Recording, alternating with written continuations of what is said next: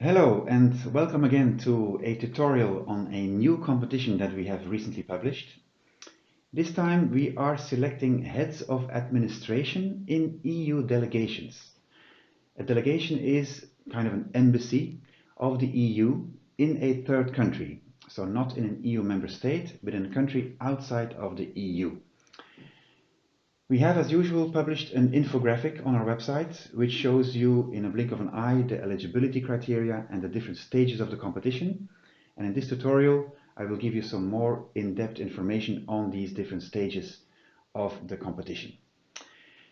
When it comes to eligibility, this competition is published on grade AST 4, which basically means that either you need post-secondary education and 6 years of experience in the field, or secondary education and 9 years of experience in the field.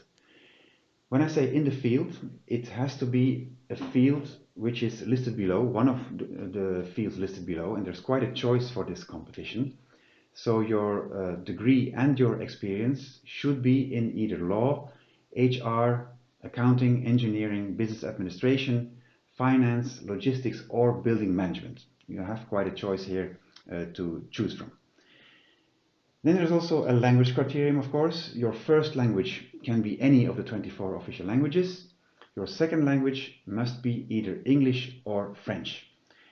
Now, personally, I think this is quite an exciting position. I'd like to compare these heads of administration with a Swiss knife. They are multi-tools, they are also multitasking.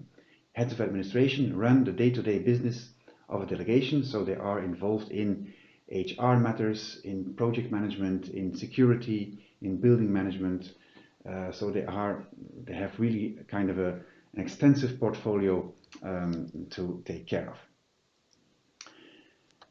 The selection procedure is quite standardized, as you may have seen in previous tutorials. So once you have applied, you are invited to a first stage of testing where we test your reasoning skills. Second stage is a talent screener. I will explain in a minute what that entails. The last stage is an assessment center where we test a set of competencies. The successful candidates are listed on a reserve list of successful candidates, and those are the ones that then will be recruited into these delegations. So let's have a closer look at these different stages. Application, of course, starts with an EPSO account. If you do not have an EPSO account yet, you can easily create one. If you do have one, use that account to apply. Do not create a new account because you can only have one account. You only need one account for all your applications with EU careers. You can only apply online on our website, obviously, and you have to apply, or you can apply in any of the 24 languages, apart from the talent screener part, which you have to fill in English. I will explain in a minute what this is. You should validate your application by the 27th of September, so you have quite some time to do so.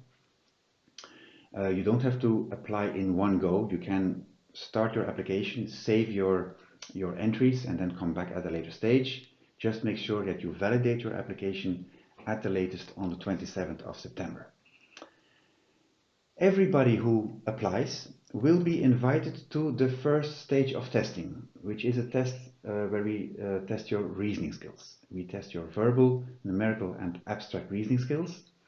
In your language 1, you see the number of questions we ask you, you see the duration you get to solve these questions. You need a combined pass mark of at least 20 out of 40. Combined, meaning that you could fail for one of these tests as long as you make up for your scoring in the other tests. You need at least 20 out of 40. I do strongly advise you to train this, and you can do so by having a look at our sample tests, which are available on our website. You can test this in any of the 24 languages, and by doing so you will get better at this, because first of all there's the level of difficulty of these questions, but there's also this time factor involved. And by rehearsing this, by practicing this, you will get better at this and you will improve.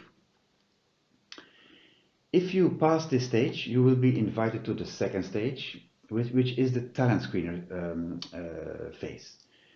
You yourself, you don't have to do anything anymore because you have filled this phase when you applied. So what happens now is that the selection board will check your answers to the questions in this talent screener. The talent screener is a set of 10 questions where we assess your professional experience in these different fields, you know, the different aspects of the job of a head of administration. The selection board will rank all the candidates through the answers given by the candidates, and the best ones ranked will be invited to the third stage of testing, which is the assessment center. First, we test a set of general competencies, 7 of them. You see them listed on this slide here. And we do so by having the candidates sit 2 different tests.